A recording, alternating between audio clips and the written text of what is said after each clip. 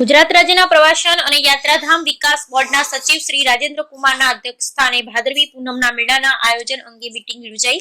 તારીખ 12 થી 18 સપ્ટેમ્બર દરમિયાન અંબાજી ખાતે ભાદરવી પૂનમના મેળાનું આયોજન થશે। બનાસકાંઠા જિલ્લામાં આવેલ વિશ્વ પ્રસિદ્ધ માં અંબેના ધામ અંબાજી ખાતે દર વર્ષે આસ્થાના મહાકુંભ સમાન ભાદરવી પૂનમનો મહામેળો યોજાય છે, જેમાં ગુજરાત અને દેશભરમાંથી શ્રદ્ધાળુઓ આ પવિત્ર દિવસોમાં અંબાના દર્શનાર્થે પધારે છે।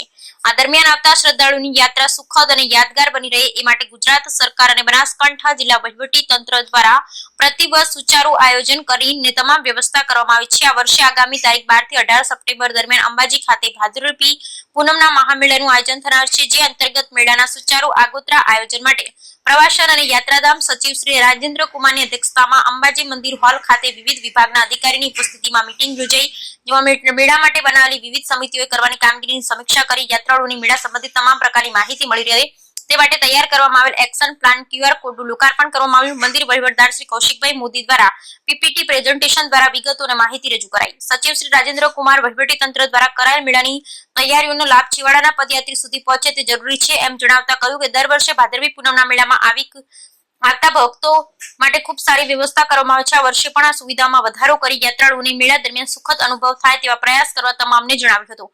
તેઓ કહ્યું હતું કે દર વર્ષે મેળાનો વ્યાપ વધતો જાય છે અને એ જ રીતે વિશેષ વ્યવસ્થાઓ પણ કરવામાં આવે તેઓ દરેક વિભાગને કરવાની થતી વ્યવસ્થા વિશે ચર્ચા કરી, જેમાં શ્રદ્ધાળુ માટે બસ વ્યવસ્થા, રોકાણ, ભોજન વ્યવસ્થા, પાર્કિંગ, સ્વાસ્થ્ય સુવિધા, સ્વચ્છતા, કાયદો વ્યવસ્થા, ટ્રાફિક નિયમન, લાઇટિંગ, મંદિરમાં દર્શન વ્યવસ્થા, સુરક્ષા, સલામતી, પ્રચાર પ્રસાર સહિતની બાબતોની પ્રવાસન સચિવશ્રીએ ચર્ચા કરી સુવ્યવસ્થિત આયોજન થાય એ માટે સૌ અધિકારીઓને જણાવ્યું। આ પ્રસંગે જિલ્લા કલેક્ટર શ્રી મિહિર પટેલે, જિલ્લા વિકાસ અધિકારી AJ દવે, જિલ્લા પોલીસ અધિક્ષક અક્ષયરાજ મકવાણા સહિતના વિવિધ વિભાગના અધિકારી શ્રી અને મેળાની વિવિધ સમિતિઓના નોડલ અધિકારી શ્રી ઉપસ્થિત રહ્યા। Bureau report Ramjibhai Raygur.